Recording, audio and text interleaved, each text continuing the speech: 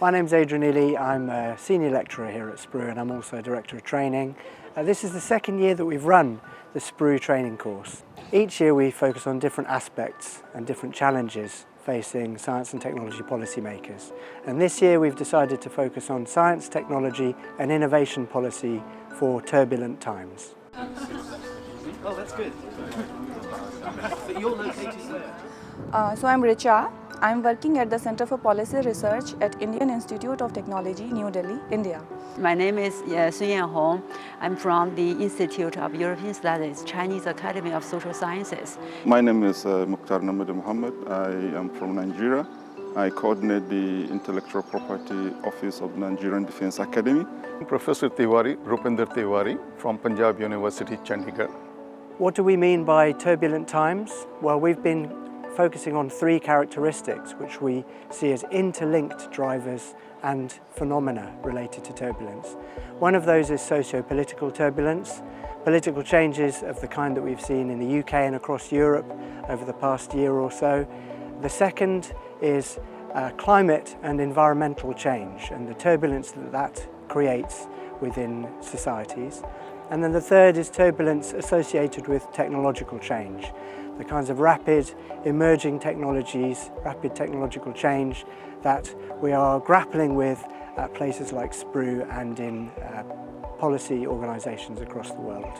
I have been following the research of SPRU for several years, and I know SPRU is a very prestigious institute in the field of science and technology policies. This training course is very rich in content. Some lecturers give us a broad view of science and technology and innovation policy, and the others give us a very specific research results in the specific areas. What does science itself teach us about what the role of the state should be?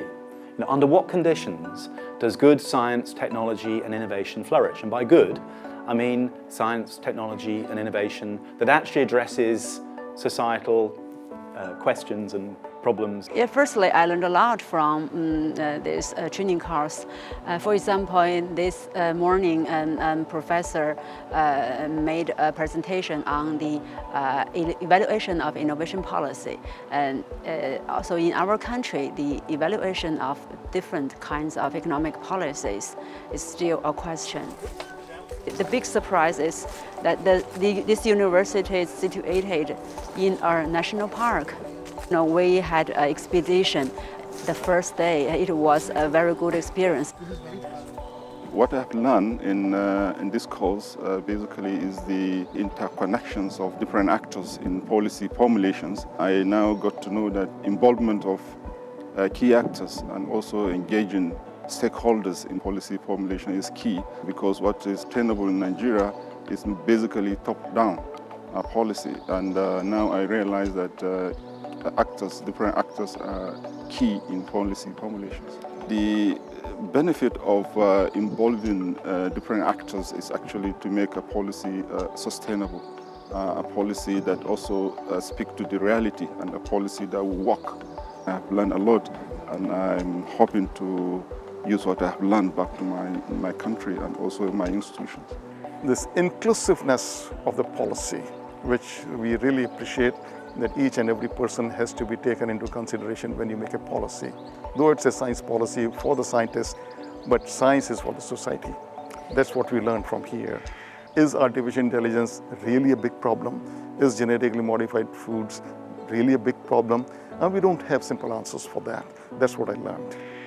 I think we all have different starting points, so we all have different development pathways, and we are all developing, by the way, because now that we are in turbulent times, so India is facing turbulent times as much as America, UK is facing turbulent times. So we are all developing, we are all learning from each other.